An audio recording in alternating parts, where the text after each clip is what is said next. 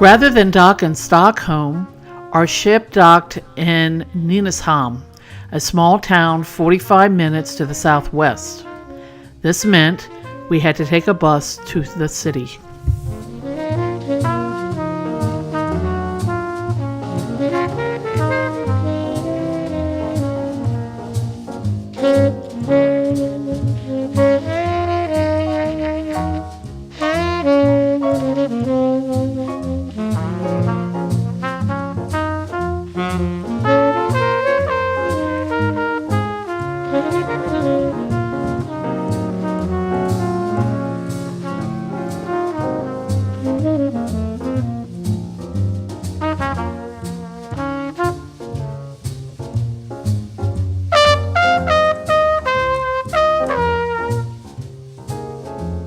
For about 45 minutes drive to Stockholm, and I assume you've been told about the temperature today. 60, 65, something like that. Midsummer in Sweden, or the summer solstice.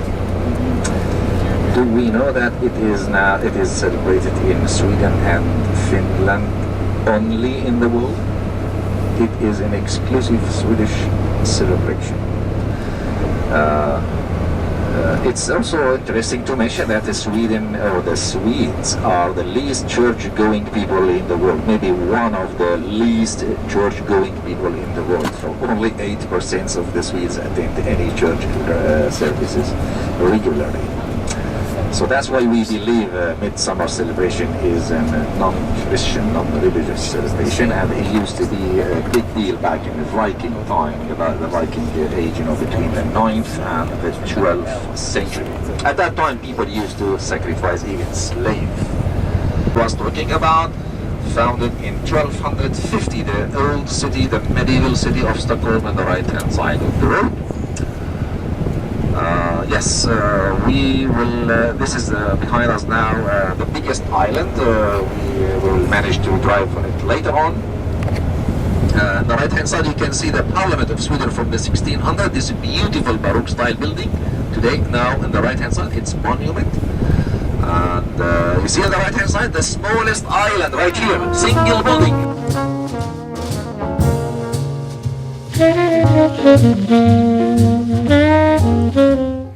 The Vasa Museum is located on an island in central Sweden, whose name I can't pronounce, but the English translation is the Royal Game Park.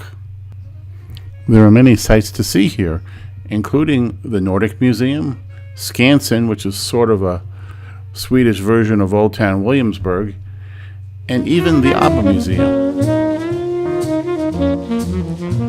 But today, time was very short. We only had about an hour and a half to just see the Vasa Museum.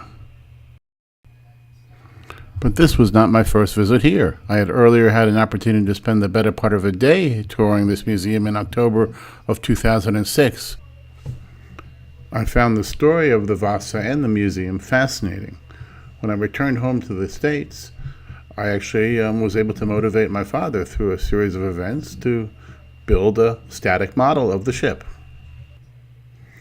Not here in person, Dad and the model are here in spirit.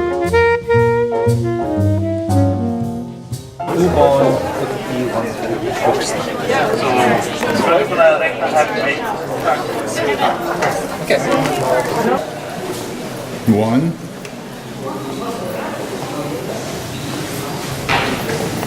Two. Oh, here it is. There it is.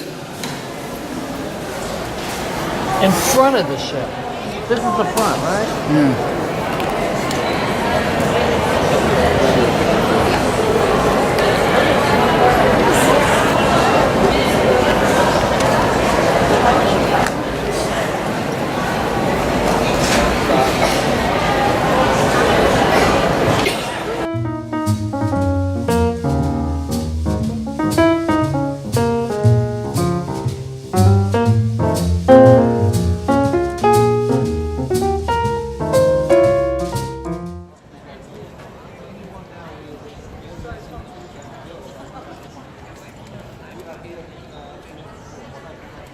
The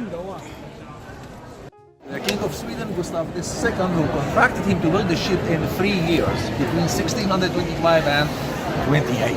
It took 2 years to build the ship, 1 year to cast the cannons, 64 bronze cannons. Where are they now? Here in this museum you will find 3 of them, the original ones. But the other ones would have been lifted in 1600 after the ship sank. So the King of Sweden was in Poland and impatient, and he was waiting the most incredible warship to arrive to Poland to fight the enemy internationally. So we know here in now each one. We know from which farm it came from. We know even the owner of the farm. So the farmers cut the oak here in Sweden, shipped them to Amsterdam, sold them there, and the merchant who was in charge of buying the materials purchased the logs in Amsterdam, shipped them back to Stockholm to build the vase. Kind of like today. Yeah. Exactly the same. But in our research also, we also know that mainly the blanking of the hull, you see, usually straight. Those ones we import them objects, especially the ones with curved. We cut them to suit easier transportation. How about the coast of the ship?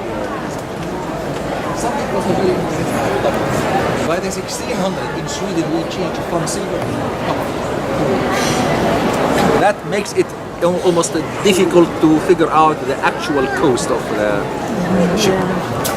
So the other thing also that the relationship between the prices and wages in the 1600 were completely different from today. Today the prices are a lot cheaper to the salaries.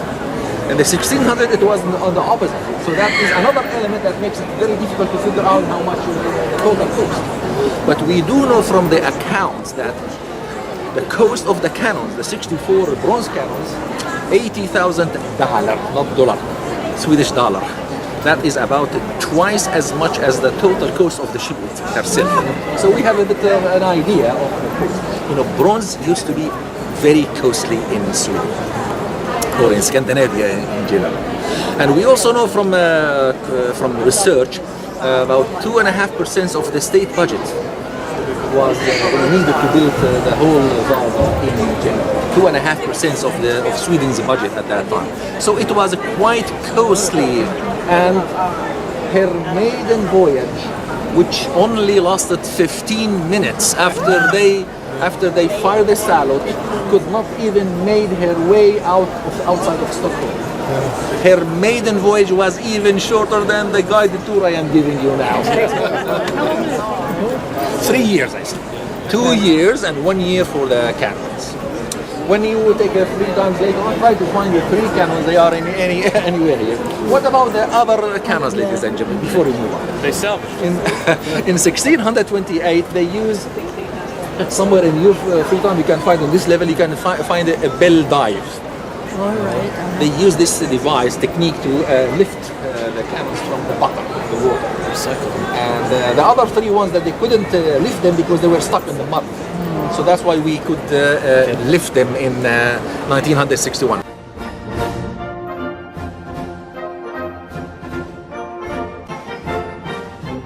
Actually, the first time I saw the cannon from the Vasa was at the New York City World's Fair in 1965.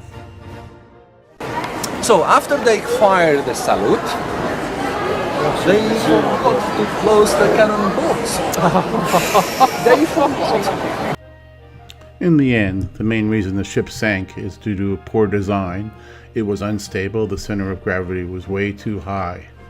Having 2 rows of 24-pound cannons, as insisted upon by the king, didn't help. An inquest into the sinking was held, but in the end nobody was really blamed. The original ship designer had died even before it was launched, and of course the king, Gustavus Adolphus, had approved everything, including all the dimensions and ship design.